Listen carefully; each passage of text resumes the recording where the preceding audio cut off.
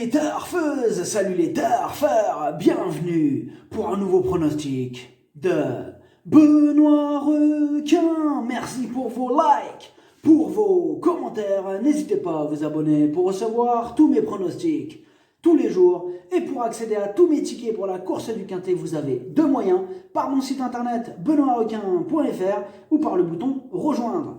Ok, place au pronostic du Quintet du mercredi 10 mars, direction Reims pour le Grand National du Trot Paris Turf.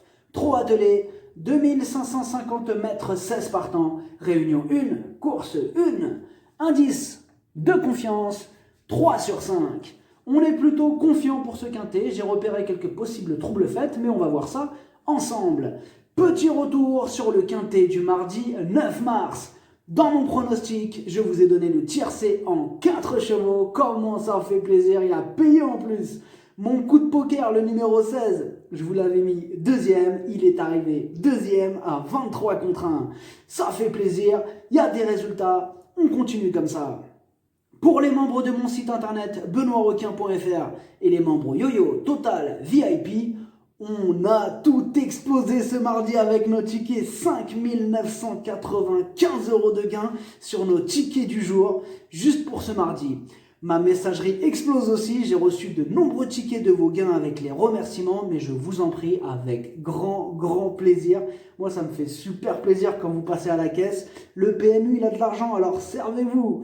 Ce mardi, on a un ticket tiercé dans tous les ordres qui ramène 2476 €. On a deux tickets multi en 5 qui ramènent 1575 €. On a un ticket quintet des ordres qui ramène 1156 €. Et on a trois autres tickets tiercés des ordres qui ramènent 671 €. On a aussi ce joli ticket couplet gagnant placé qui ramène 117 €. Avec bien sûr mon coup de folie. Le numéro 16 qui arrive deuxième à 23 contre 1. Au total, ce mardi, il monte à 5 995 € de gains. Une belle journée ce mardi. Le mois de mars, bon pareil, lui il vient à peine de commencer, il est déjà à 7000 € de gains. Au total, depuis le mois d'octobre, on a atteint la somme folle de 88 953 € de gains. Ça fait trop plaisir, il y a des résultats. On continue comme ça. Vous avez deux moyens pour récupérer mes tickets pour la course du Quintet. Par mon site internet benoîtrequin.fr ou par le niveau Yo-Yo Total VIP en passant par le bouton rejoindre. Ok, c'est parti, on commence le pronostic et on commence avec le numéro 1, Darlington Park. C'est le moins riche de la course et ce sera aussi sa première fois corde à droite. Alors, s'il s'adapte à cette corde à droite, il tentera d'accrocher une éventuelle 5e place. On écoute Frédéric Senet. À Châtillon-sur-Chalaronne, Darlington Park s'était lancé au galop, ce qui lui est très rarement arrivé dans sa carrière. Sa forme n'est pas à mettre en doute. À 8 ans, il va découvrir la corde à droite. Le programme était ainsi fait. Je pense qu'il devrait s'adapter à ce tracé. L'engagement au premier échelon est favorable et il n'y a pas un long déplacement, il n'est pas hors d'affaire pour une petite place. Le numéro 2, Donuts de Ladoux. Il part en première ligne, il sera en mode course, c'est-à-dire déféré des 4. Attention à lui. On écoute Mademoiselle Virginie Moquet. L'avant-dernière fois, cela s'est très mal passé. Après cette course, Donuts de Ladoux a bien décompressé. En dernier lieu, c'était pour qu'il se remette en condition. Il paraît bien pour cet engagement. On ne peut pas le déférer des 4 pieds tout le temps, mais quand il l'est comme ici, cela se passe bien en général. Il peut aller devant comme attendre, j'espère le voir dans les 4 premiers. Le numéro 3, Cristal du Perche. Il traverse une belle période de forme. Il part au premier poteau, il sera confié à Franck Nivard. Il a une belle carte à jouer. On écoute Benjamin Goetz. Cristal du Perche reste sur 2 sorties encourageantes. Lors de sa dernière course, il aurait terminé plus près s'il ne s'était pas accroché avec un rival à la sortie du tournant final.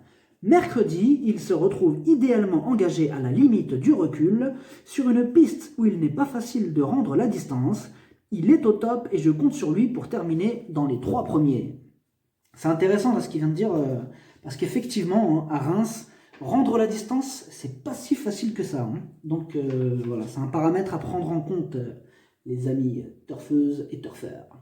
Alors le numéro 4, Braco, il reste sur 5 échecs consécutifs, mais attention, Il a été préparé spécialement pour cette course.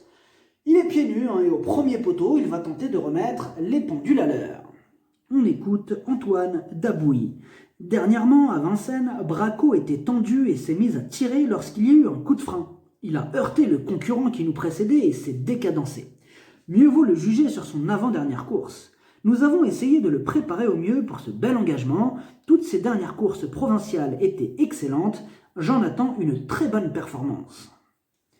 Le numéro 5, Deganawida. Il reste sur 3 échecs consécutifs, mais il courait ferré dernièrement afin d'arriver au mieux pour ce bel engagement. Il peut faire mal. On écoute Stéphane Provost. Après une excellente fin de saison dernière, Deganawida avait décompressé afin d'aborder au mieux les belles épreuves provinciales. Il vient de courir à 2 reprises pour préparer cet objectif. À l'entraînement, il est aussi bien que lors de ses meilleures performances. Il est bien engagé au premier échelon et le lot paraît dans ses cordes. Je vais être déçu s'il ne termine pas dans les 3 premiers. Le numéro 6, Baccarat de Niro. Il enchaîne les échecs, mais auparavant, il avait prouvé sa compétitivité dans de bons lots. Déféré des 4, c'est l'un de mes casseurs de tickets repérés, donc attention à ce numéro 6. Pourquoi pas dans un champ réduit, mais on le garde à l'œil, ce numéro 6. On écoute Thibaut Le Floch. La dernière fois, Baccarat de Niro était très bien en course quand il a été gêné. En outre, je pense que les chevaux des 25 mètres vont avoir du mal à revenir sur cette piste. Ce sont les mêmes en tête. Pour toutes ces raisons, on y va. On devrait appliquer une tactique offensive. Je compte sur lui. J'espère que la chance sera de notre côté cette fois-ci. Le numéro 7, Docteur d'Érable. Avec maintenant 3 courses dans les jambes, il est prêt à fournir sa meilleure valeur. Il est efficace lorsqu'il est pieds nus. Il va défendre charmant ses chances. On écoute David Thomas. Docteur d'Érable n'était pas au top en début de meeting et n'avait pas un bon programme ensuite. Lors de sa rentrée, le mois dernier, il était ferré et devait rendre la distance. Il sera cette fois pieds nus et placé à la limite du recul. Nous avons essayé de le préparer au mieux pour cette course, mais nous ne sommes pas les seuls. Il est capable de prendre le train à son compte et de conserver une place. Le numéro 8, Carioca. Il est archi régulier, il fait quasiment l'arrivée de toutes ses courses. Il est bien placé, bien engagé, déféré des 4, il s'annonce redoutable. On écoute Pierre Lévesque. Carioca vieillit très bien après avoir connu plusieurs interruptions de carrière. Il a réalisé un excellent meeting d'hiver et n'a été devancé que par de bons chevaux dernièrement. Dans la foulée, il découvre un engagement sur mesure à la limite du recul. Il avait bien couru sur ce parcours il y a tout juste 1 an. Il est dans un tel état de forme qu'il devrait confirmer. Le numéro 9, Bicool Dab. Il a maintenant 10 ans. Sa marge se réduit à ce niveau. Il va devoir sortir le grand jeu pour espérer gratter une petite place. On écoute Éric Beudard. Bicool Dab n'a pas été heureux cet hiver. Toutefois, il s'est très bien comporté lors de sa dernière sortie à l'attelé. À son âge, il ne trouvera pas beaucoup d'engagement comme celui-ci. La difficulté avec lui, c'est que parfois il fait 2 petites foulées de galop en partant, perdant un peu de temps. Mais en général, Anthony Barrier arrive à bien le démarrer. Il a une chance s'il part bien. Le numéro 10, Douceur du Chêne. C'est la moins riche du second échelon, mais elle est régulière. Elle donne toujours son maximum en compétition, donc mieux vaut ne pas la sous-estimer. On écoute Julien Lemaire. Douceur du Chêne a très bien couru lors de ses dernières sorties à Vincennes où elle devait à chaque fois rendre 25 mètres à de bons 7 ans. Cette fois encore, elle s'élance au second échelon, mais le lot me semble moins relevé. Comtesse du Chêne avait gagné cette étape dans les mêmes conditions. Nous profitions de la forme de l'écurie pour tenter notre chance. Elle peut se placer. Le numéro 11, Crêpe de Satin. Elle enchaîne les échecs et va devoir rendre la distance. Pour le coup, sa tâche s'annonce quand même compliquée. On écoute Stéphane Provost. Crêpe de Satin a un compte en banque chargé et découvre désormais des tâches compliquées. Sa forme ne fait aucun doute et retrouve une piste provinciale qui va l'avantager. Mais ce n'est jamais facile de rendre la distance sur ce tracé. Elle devra bénéficier de circonstances très favorables pour s'immiscer dans le quintet. Le numéro 12, Cyriel d'Atome. Il est dans une forme olympique. Il a remporté ses 5 dernières courses. Bon, certes, c'était en Belgique, et dans ce groupe 3, du coup, il va retrouver de sérieux adversaires et tout en devant rendre 25 mètres. Mais du coup, il n'aura pas le droit à l'erreur pour espérer se mêler à l'emballage final, mais c'est loin d'être une impossibilité. Donc, on écoute son entraîneur Bart de Grave. Cyril Datome est en pleine forme, comme le montre sa série de victoires en Belgique, contre de bons chevaux quand même. Ce n'est pas la même qualité qu'en France, mais avec un peu de chance dans le parcours, il est capable d'être dans le quintet gagnant. Il est bien à droite, même mieux qu'à gauche. Johan sait bien partir avec lui. Il court rapproché, mais ce n'était pas trop loin de chez nous.